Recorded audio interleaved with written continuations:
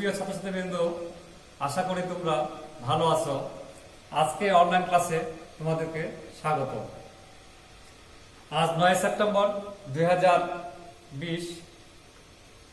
আমি মোহাম্মদ মহসিন আলী, প্রভাষক ভূগোল, সরকারি শহীদ আকবর আলী বিজ্ঞান ও প্রযুক্তি মহাবিদ্যালয়। আজকে আমরা আলোচনা করতে যাব ভূগোল দ্বিতীয় পত্র অধ্যায় 2 প্রথম ক্লাস জনসংখ্যা অধ্যায়ে জনসংখ্যা ও জনমিতির উপাদান। আশা করি তোমরা গত ক্লাসে দেখছিলাম এবং আমরা এই ক্লাসে এসে কিছু তথ্য আগে দেখব, যেখানে কিছু উদ্দীপক হিসাবে কিছু এখানে তথ্য দেওয়া আছে, যে তথ্যগুলো দেখলে আমরা অনুমান করতে পারবো যে আসলে এখানে কি বিষয় নিয়ে আলোচনা করা হয়েছে। এখানে দেখা যাচ্ছে তরুণ প্রাপ্তবয়স্ক, বয়স্ক প্রাপ্ত, কিছু জনসংখ্যার সাল অনুযায়ী বৃদ্ধির হার। তো এই তথ্যগুলো দেখে তোমরা হয়তো কিছুটা হলেও অনুমান করতে পারতেছো যে আমরা কি বিষয় নিয়ে আলোচনা করতে যাচ্ছি। তাহলে আমরা জেনে নিব বা অনুমান করতে পারতেছি যে আমরা জনসংখ্যা সম্পর্কে কিছু বিষয় আলোচনা করতে যাচ্ছি, যা আজকের আলোচনা বিষয় হলো জনসংখ্যা জনমিতিক উপাদান নিয়ে আলোচনা করা। তো এই অধ্যায় বা এই বিষয়ে আলোচনা করতে গেলে আমরা কি কি বিষয় জানতে পারবো সেই সম্পর্কে আমরা একটু শিখনফলটা দেখে নিব। আজকে পাঠের শিরোনাম তোমরা বুঝতে পারতেছো যে আমরা এখানে জনসংখ্যার সম্পর্কিত কিছু বিষয় নিয়ে আলোচনা করব, যেখানে পৃথিবীর সকল জায়গায় বা সম্পূর্ণ এলাকায় একই রকম জনসংখ্যা বসবাস করে না, কম বেশি বসবাস করে। এদের বৈশিষ্ট্য, আকার, আকৃতি, বয়স কাঠামো, বিভিন্ন বিষয় নিয়ে আলোচনা করা হবে। তো এই প্রেক্ষিতে বলা যায় যে আজকের আমাদের আলোচনা বিষয় হলো জনসংখ্যার জনমিতির উপাদান। এই বিষয়গুলো আলোচনা করতে গেলে আমরা কি কি বিষয় জানতে পারবো বা কি কি বিষয় আমরা ধারণা লাভ করতে পারবো তা আমরা শিখনফলের মাধ্যমে জেনে নিব। শিখনফলে আসি। এখানে বা এই অধ্যায় বা এই বিষয় পাঠ করার পর আমরা যা জানতে পারবো, জনসংখ্যা ও জনমিতির শব্দের অর্থ বলতে পারবো, জনসংখ্যার জনমিতিক উপাদান ব্যাখ্যা করতে পারবো, বাংলাদেশের জনসংখ্যা জনমিতিক উপাদান ব্যাখ্যা করতে পারবো। তো প্রিয় ছাত্রছাত্রীবৃন্দ, তোমরা বুঝতে পারতেছো যে আসলে আমরা একটি রাষ্ট্রের বা একটি দেশের জনসংখ্যার বিভিন্ন বৈশিষ্ট্যগুলো আমরা এই ক্লাসের মাধ্যমে জানতে পারবো। এখন জনসংখ্যার জনমিতিক উপাদান। প্রথমে আমরা জেনে নিই জনসংখ্যা কাকে বলে। তোমরা হয়তো জানো যে জনসংখ্যা কাকে বলে, কারণ এই শব্দটি অতি পরিচিত। একটি রাষ্ট্রের বা একটি দেশের মধ্যে বা নির্দিষ্ট সীমারেখার মধ্যে মোট জনসংখ্যা বা মোট লোক সংখ্যার পরিমাণটাকে আমরা জনসংখ্যা বলে থাকি, সহজ ভাষা যেটা বলা হয়। তো তারপরে আমরা জেনে নিই যে জনসংখ্যাকে যদি আমরা ভৌগোলিক ভাষায় বলি, সেটা হচ্ছে ভৌগোলিক অর্থে জনসংখ্যা বলতে নির্দিষ্ট ভূখণ্ডে বসবাসকারী এবং একই কর্ম পরিমণ্ডলের অন্তর্ভুক্ত বাহ্যিকভাবে সম্পর্কযুক্ত কোন জনগোষ্ঠীকে বোঝায়। এক কথায় আমরা বলতে পারি একটি দেশের মোট জনসংখ্যার পরিমাণকে জনসংখ্যা বলা হয়। এরপর আমরা জেনে নিব জনমিতিক কথাটির অর্থ কি। জনমিতিক কথাটি হলো যে কোনো নির্দিষ্ট জনসংখ্যার বিভিন্ন দিক বা উপাদান পরিমাপের মাধ্যমে উপস্থাপন করাকে জনমিতি বলে। যেমন একটি রাষ্ট্রে বা একটি দেশের জনসংখ্যার আকার, ঘনত্ব, বয়স ভিত্তিক যে কাঠামো, এই সম্পর্কগুলো বা সম্পর্কগত বিষয়গুলো যেখানে আলোচনা করা হয়, সেটাই হলো মূলত জনমিতি। তাহলে জনসংখ্যা ও জনমিতি বিষয়টা বা শব্দটা থেকে আমরা বুঝতে পারতেছি যে একটি রাষ্ট্রের বা একটি দেশের বসবাসকৃত জনসংখ্যার বিভিন্ন উপাদানগুলো যা আছে, এর বৈশিষ্ট্যগুলো নিয়ে আলোচনা করা হবে। এখন উপাদানগুলো আমরা দেখে নিই। আকার, সাইজ, একটি রাষ্ট্রের বা একটি দেশের জনসংখ্যা কেমন, কতগুলো, পরিমাণ, এইগুলোকে বলা হচ্ছে মূলত আকার, সাইজ। যেমন বলছে আকার বলতে একক অঞ্চলে অন্তর্ভুক্ত মোট জনসংখ্যাকে বোঝানো হয়েছে। এরপর আসি আমাদের হলো ঘনত্ব। ঘনত্ব তোমরা জানো যে সকল দেশে বা একটি দেশে সকল জেলায় বা সকল এলাকায় সমানভাবে লোক বসবাস করে না। যে মোট জনসংখ্যা বসবাস করে তাকে মোট আয়তন দ্বারা ভাগ করলে আমরা মূলত ঘনত্ব পাই। যেমন বলছেন একটি দেশের প্রতি বর্গ কিলোমিটারে যতজন লোক বসবাস করে তাকে ওই দেশের মোট জনসংখ্যা ঘনত্ব বলে। 3 নম্বর আছে বয়স কাঠামো। বয়স কাঠামো মূলত একটি রাষ্ট্রে বা একটি দেশে সকল বয়সের মানুষ থাকে না, ছোট বড় বা বয়স ভেদে বিভিন্ন রকমের শিশু, কিশোর, বৃদ্ধ, বিভিন্ন আকারের জনসংখ্যা থাকে। এই ক্ষেত্রে আমরা বয়স কাঠামো অনুযায়ী আমরা এটাকে তিনটি ভাগে ভাগ করতে পারি। যেমন হচ্ছে বয়স দল, এইটাকে আবার 3টি গ্রুপে ভাগ করা যায়।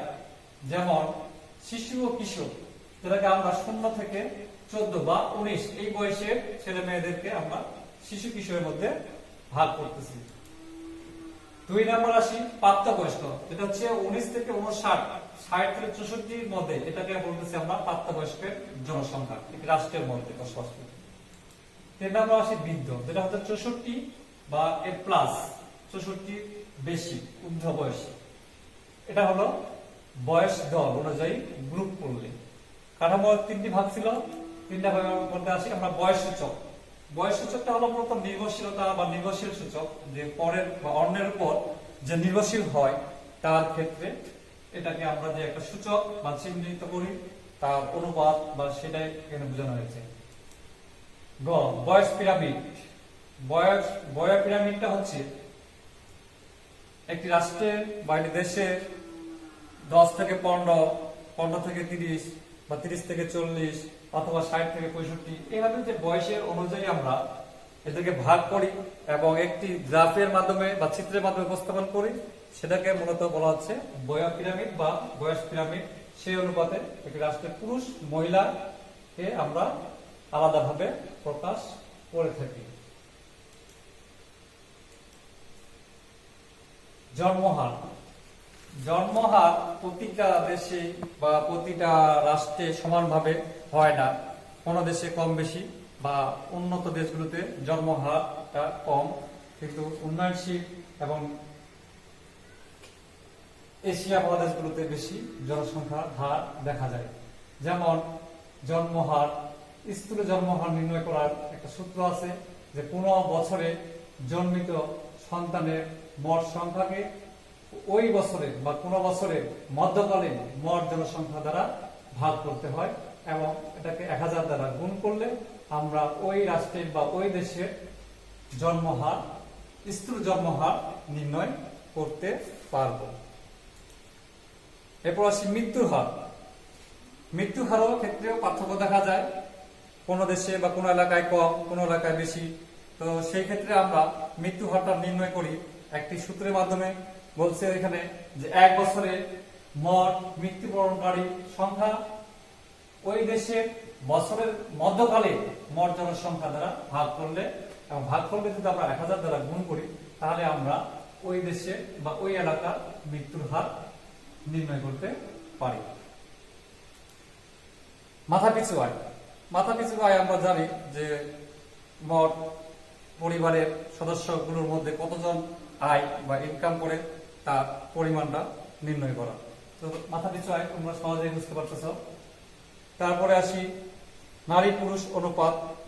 নারী পুরুষের অনুপাতও কম বেশি হয়ে থাকে। কোন কোন দেশে নারী বা পুরুষের সংখ্যা তুলনামূলকভাবে কম বেশি হয়ে থাকে, আবার কোন কোন ক্ষেত্রে নারীর চেয়ে পুরুষ বা পুরুষের চেয়ে নারী সংখ্যা বেশি হয়ে থাকে। তো সেই ক্ষেত্রেও পার্থক্য দেখা যায়। যেমন বাংলাদেশের নারী পুরুষের অনুপাত 100:100.3। নির্ভরশীলতা অনুপাত দেখা যায় যে একই পরিবারে বা একই রাষ্ট্রের নির্ভরশীলতার পরিমাণ বেশি বা একই পরিবারেও কম বেশি হয়ে থাকে। একজন ইনকাম বা একজন আয় করে থাকে, বাকি 5 জনই ওর উপরে নির্ভরশীল, সেটাকে এখানে বোঝানো হয়েছে নির্ভরশীলতা অনুপাত। সামাজিক ও সাংস্কৃতিক কাঠামো, সামাজিক ও সাংস্কৃতিক কাঠামোর ক্ষেত্রেও কিছু পার্থক্য আছে। সামাজিক সুযোগ সুবিধা, বিভিন্ন ধরনের প্রতিষ্ঠান, বিভিন্ন ধরনের সুযোগ সুবিধাগুলো কিছু কম বেশি হয়ে থাকে, পার্থক্য হয়ে থাকে। আবাসন ভিত্তিক জনসংখ্যা বন্টন, সকল এলাকায় বা সব এলাকায় সমানভাবে লোক সংখ্যা বসবাস করে না। কোন এলাকায় লোক সংখ্যা বেশি বা বসতি বেশি দেখা যায়, কোন এলাকায় বসতির সংখ্যা বা বসতির মধ্যে পার্থক্য দেখা যায়। তো এটার ক্ষেত্রেও তেমনি বিভিন্ন জায়গায় বিভিন্ন রকম বসতির ঘনত্ব দেখা যায়। জনসংখ্যার বন্টন, জনসংখ্যা বন্টনের ক্ষেত্রেও এক এক এলাকায় এক এক রকম দেখা যায়। যেমন শহরগুলোতে জনসংখ্যার ঘনত্ব বেশি এবং গ্রাম বা পাহাড়ি এলাকাগুলোতে জনসংখ্যার ঘনত্ব আরো কম। সেই ক্ষেত্রে এটাও একটি জনসংখ্যা জনভিত্তিক উপাদানের বৈশিষ্ট্যগুলোর মধ্যে পড়ে। অভিগমন, অভিগমনও হচ্ছে জনসংখ্যা জনভিত্তিক উপাদানের একটি গুরুত্বপূর্ণ উপাদান। কারণ এই অভিগমনের মাধ্যমে বিশ্বের বিভিন্ন মানুষের চলাচল বা এক স্থান থেকে অন্য স্থানে গমন করে জনসংখ্যার জনভিত্তিক বৈশিষ্ট্যগুলো আছে তার পার্থক্য বা বৈশিষ্ট্যগুলো আলাদা করে তুলে। এখন আমরা জানবো এই প্রেক্ষিতে বাংলাদেশের যে জনসংখ্যার জনভিত্তিক বৈশিষ্ট্যগুলো আছে সেক্ষেত্রে আমরা কিছু কিছু বৈশিষ্ট্য তুলে ধরব। যেমন আমরা জনসংখ্যার পরিমাণ, বাংলাদেশের জনসংখ্যা আমরা জানি কতটুকু বা কতজন, সেটা অন্যান্য দেশের তুলনায় একটু ভিন্ন রকম। তো পৃথিবীর 10টি জনবহুল দেশ আছে, তার মধ্যে বাংলাদেশের অবস্থান হলো 8ম। বর্তমানে বাংলাদেশের মোট জনসংখ্যা 14,97,72,364 জন। এরপর আসি বাংলাদেশের জনসংখ্যা বৃদ্ধির হার। অন্যান্য দেশের তুলনায় বাংলাদেশের জনসংখ্যা বৃদ্ধির হার আগের তুলনায় কিছুটা হলো বর্তমানে কম। যেমন আমরা যদি দেখি যে প্রথম দিকে বা 2011 সালে এই বৃদ্ধির হার ছিল 1.37। তবে স্বাধীনতার আগে 1901 সালের দিকে এই বৃদ্ধির হার আরো অধিক ছিল। যেখানে আমাদের এখানে কিছু তথ্য দেওয়া আছে, সব দেওয়া আছে, তথ্যগুলো দেখলে বোঝা যাবে। যেমন 1981 সালে 2.31, তারপর হচ্ছে 1991 সালে 2.04, তারপর 2001 সালে 1.41, 2011 সালে 1.37। তবে তথ্য দিয়ে বোঝা যাচ্ছে বাংলাদেশের জনসংখ্যা বৃদ্ধির হার দিন দিন কমছে। এরপর আমরা দেখবো জনসংখ্যার ঘনত্ব। বাংলাদেশের জনসংখ্যার ঘনত্ব স্থান ভেদে পার্থক্য দেখা যায়। যেমন আমরা যদি বিভাগ অনুযায়ী দেখি, ঢাকায় সবচেয়ে বেশি এবং সিলেট এলাকায় সবচেয়ে কম, অর্থাৎ পাহাড়ি এলাকাগুলোতে জনবসতি কম, শহরমুখী জনসংখ্যার ঘনত্ব সবচেয়ে বেশি লক্ষ্য করা যায়। যেমন এখানে দেওয়া আছে বাংলাদেশের প্রতি বর্গ কিলোমিটারে যদি আমরা দেখি, 1981 সালে ছিল 605 জন, 91 সালে ছিল 755 জন, 2001 সালে ছিল 834 জন, 2011 সালে 115 জন। তবে সমসাময়িক কালে এর সংখ্যা আরো বেড়েছে প্রায় 1115 জনের মতো।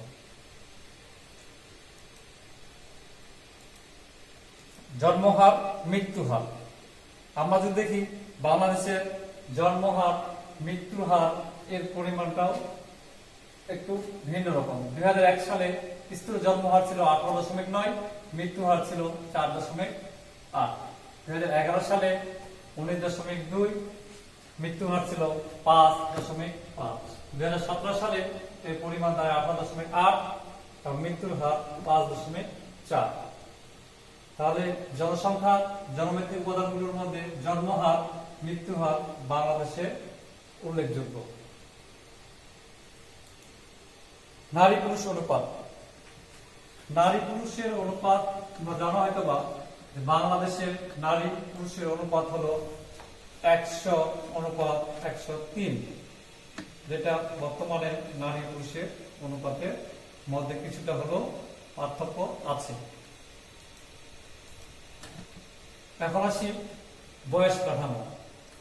বয়স কাঠামো হয়তো জানে যে শতকরা বা একটি রাষ্ট্রে সর্বমোট বয়সের শিশু, কিশোর, বৃদ্ধ বা যেই বয়সে হোক না কেন সকল বয়সের মানুষ সমানভাবে বসবাস করে না। তবে বাংলাদেশের জনসংখ্যাগুলোকে যদি আমরা সেই অনুপাতে বয়স শ্রেণী অনুযায়ী ভাগ করি তাহলে দেখা যাবে যে 0 থেকে 14 এর পরিমাণ 27.6 এবং 15 থেকে 24 বয়সের মানুষের শতকরা হার হলো 19.36। 25 থেকে 54 বছর বয়সের শতকরা হার হলো 39.73। 55 থেকে 64 বয়সের মানুষের হার হলো 6.93। 65 প্লাস বা ঊর্ধ্ব যদি এর শতকরা হার হলো 6.23। তাহলে দেখা যাচ্ছে যে বাংলাদেশের জনসংখ্যা বয়স কাঠামোতে উপরের দিকে বয়সের শ্রেণী অনুযায়ী লোক সংখ্যার পরিমাণ কম। এখন আসি যদি আমরা দেখি সংক্ষিপ্ত আকারে বাংলাদেশের জনসংখ্যার ধর্মভিত্তিক বন্টন। বাংলাদেশে হিন্দু, খ্রিস্টান, বৌদ্ধ, মুসলমান বিভিন্ন শ্রেণীর মানুষই বসবাস করে। সেই ক্ষেত্রে দেখা যাচ্ছে যে মুসলমানের সংখ্যা হলো 86.60, হিন্দু 12.10, বৌদ্ধ খ্রিস্টান হলো 0.40, অন্যান্য হলো 1.10। তাহলে দেখা যাচ্ছে যে বাংলাদেশে মোটামুটি বিভিন্ন শ্রেণীর মানুষ বা বিভিন্ন ধর্মের মানুষই বসবাস করে। অভিগমন, বিশ্বে অভিগমনের দেশগুলোর মতো অভিগমন যেমন ঘটে থাকে তেমনি বাংলাদেশেও অভিগমন ঘটে থাকে, যেটা আমরা বাংলাদেশের রেমিটেন্স আয় থেকেই বুঝতে পারি যে বাংলাদেশের বিভিন্ন মানুষ বিভিন্ন দেশে অভিগমন করেছে, সেটা বৈধ হোক বা অবৈধ হোক যে কোনো পথে বিভিন্ন রাষ্ট্রে অভিগমন করছে। তাহলে আমরা কিছুটা হলো বাংলাদেশের জনসংখ্যার যে জনভিত্তিক বৈশিষ্ট্যগুলো আছে সেটা কিছু ধারণা লাভ করলাম। এখন আমরা যে বিষয়গুলো আলোচনা করা হলো জনসংখ্যার যে জনভিত্তিক উপাদানগুলো আছে, যা আমরা দেখলাম বয়স কাঠামো, তারপরে আকার আকৃতি, জনসংখ্যা বৃদ্ধির হার এবং অভিগমন, নারী পুরুষের অনুপাত, এই বিষয়গুলো যে আমরা জানলাম সেগুলো মূলত হলো একটি রাষ্ট্রের জনসংখ্যার জনভিত্তিক উপাদানের বৈশিষ্ট্য। এখন এই ক্লাস থেকে আমরা কিছু কি অর্জন বা শিখতে পারলাম কিনা সেটা আমরা এখন কয়েকটা প্রশ্নের মাধ্যমে জানার চেষ্টা করব। জনসংখ্যার জনভিত্তিক উপাদান কোনটি? অভিগমন, স্কুলে যাওয়া, বসত বাড়ি তৈরি, অর্থ উপার্জন। আশা করি তোমরা বুঝতে পারতেছো বা উত্তরটা জেনে গেছো। তারপর আমরা জেনে নিই সঠিক উত্তরটা হলো অভিগমন। একটি দেশের জনসংখ্যাকে আয়তন দিয়ে ভাগ করলে কি পাওয়া যায়? অভিগমন পাওয়া যায়, জন্মহার পাওয়া যায়, মৃত্যু হার পাওয়া যায়, ঘনত্ব পাওয়া যায়। কি পাওয়া যায়? ঘনত্ব পাওয়া যায়। 3 নম্বর প্রশ্ন, জনসংখ্যার জন্মহার কম দেখা যায় কোথায়? জনসংখ্যার জন্মহার কম দেখা যায় কোথায়? কোন দেশগুলোতে? উন্নয়নশীল দেশে, অনুন্নত দেশে, শহরে, গ্রামে? তো তোমরা বুঝতে পারতেছো উত্তর কোনটা হবে। উত্তরটা আমরা জেনে নিব, শহরে। জনসংখ্যার জন্মহার কম দেখা যায় শহরে। তো আশা করি তোমরা এই ক্লাস যে আমরা করলাম এই ক্লাসটা তোমরা বইয়ের সাথে কিছুটা হলেও মিল রেখে বা বই পড়ে এর সাথে কিছুটা মেলানোর চেষ্টা করবা, যাতে তোমাদের বই পড়ার বা বই থেকে জ্ঞান অর্জনের ক্ষেত্রে কিছুটা হলেও সহায়ক হবে। এখন এই ক্লাসগুলোর শেষে তোমরা বাসায় কিছু কাজ করবা, যে প্রশ্নগুলোর উত্তর আমার এই ক্লাস থেকেই তোমরা পেয়ে থাকবা। এখন প্রশ্নগুলো তোমরা উত্তর বাসায় অনুধাবন বা লেখার চেষ্টা করবো। 1 নম্বর প্রশ্ন হলো জনসংখ্যার জনভিত্তিক উপাদান কি? জনসংখ্যার জনভিত্তিক উপাদান কি? 2 নম্বর প্রশ্ন আসি, জনসংখ্যার ঘনত্ব কি? 3 নম্বরে আসি, জনসংখ্যার জনভিত্তিক উপাদানগুলোর তালিকা তৈরি করো। প্রিয় শিক্ষার্থীবৃন্দ, তোমরা বাসায় এই প্রশ্নগুলোর উত্তর অনুধাবন করবা এবং বই পড়ে প্রশ্নগুলো উত্তর খোঁজার চেষ্টা করবা। আশা করি তোমরা এই ক্লাস থেকে কিছুটা হলেও উপকৃত হবা। আজকের এই অনলাইন ক্লাসে তোমাদেরকে আবার আমার পক্ষ থেকে ধন্যবাদ। আশা করি তোমরা যত্ন সহকারে মনোযোগ দিয়ে ক্লাসটা দেখার চেষ্টা করছো এবং বাসায় থাকবা, স্বাস্থ্যসম্মত নিয়ম নীতি মেনে চলাফেরা করবা। আশা করি আমার ক্লাসটা তোমরা দেখবা, সুন্দর করে পড়াশোনা করবা। আগামী ক্লাসে তোমাদের সাথে দেখা হবে। সবাইকে ধন্যবাদ।